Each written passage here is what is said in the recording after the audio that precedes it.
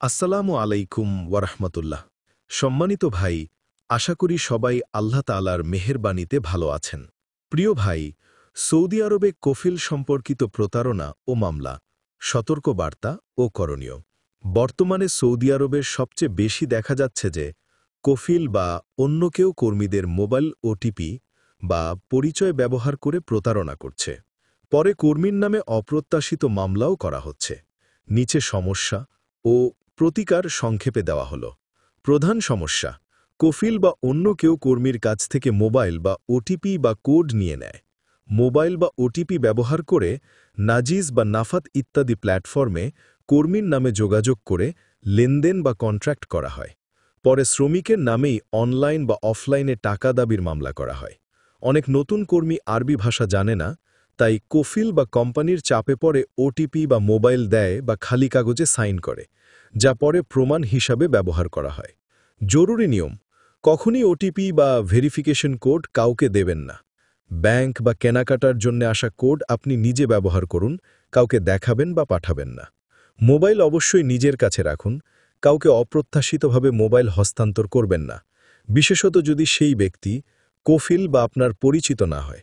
খালি কাগজে সই দেবেন না, কোনোরকম সাদা কাগজে সাইন দিলে পরে সমস্যা হতে পারে। কোনো অনৈতিক দাবির জন্যে চাপ দিলে হঠাৎ করেই সন্তুষ্টি প্রকাশ করবেন না। যদি আপনার মোবাইল বা ওটিপি নিয়ে কেউ আপনার বিরুদ্ধে মামলা করে, কি করবেন? তৎক্ষণাৎ পুলিশে বা অফিসারকে লিখিত অভিযোগ করুন। মোবাইল ছিনিয়ে নেওয়া, হুমকি বা মারধর হলে তাৎক্ষণিকভাবে পুলিশে জানানো জরুরি। যদি এসএমএস বা নোটিফিকেশন দিয়ে মামলা বা দাবির বার্তা এসেছে, তার স্ক্রিনশট ও কপি সংরক্ষণ করুন। বক্তব্য বা কথোপকথন যতটা সম্ভব লিখিত রেখে রাখুন, হোয়াটসঅ্যাপ বা মেসেজ সংরক্ষণ করুন।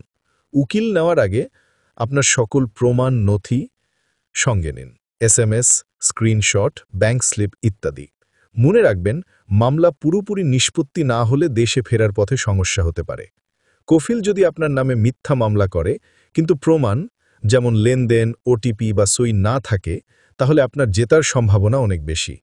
তবে সবসময় আইনগত সমাধানকে অগ্রাধিকার দিন। শুধু কথায় সীমাবদ্ধ না থেকে লিখিত প্রমাণ উপস্থাপন করুন। প্রতিরোধমূলক ব্যবস্থা বা আগের থেকেই করণীয়: ওটিপি আসলে আগে নিজে দেখুন কোথা থেকে এসেছে। না বুঝলে অভিজ্ঞ যারা আরবি জানে তাদেরকে দেখান।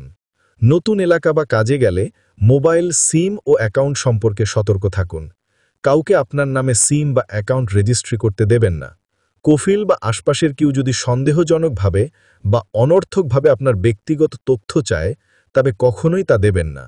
কথোপকথন সম্ভব হলে লিখিত, যেমন মেসেজ বা হোয়াটসঅ্যাপ রাখার চেষ্টা করুন।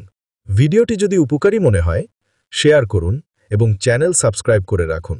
প্রিয় ভাই, আর কোনো কিছু জানার থাকলে আমাদেরকে কমেন্টস করবেন, ইনশাআল্লাহ আনসার দেওয়ার চেষ্টা করব। ভিডিওটিকে শেয়ার করে দিবেন। ইনশাআল্লাহ নতুন কোনো তথ্য সমৃদ্ধ ভিডিও নিয়ে আবার আসব।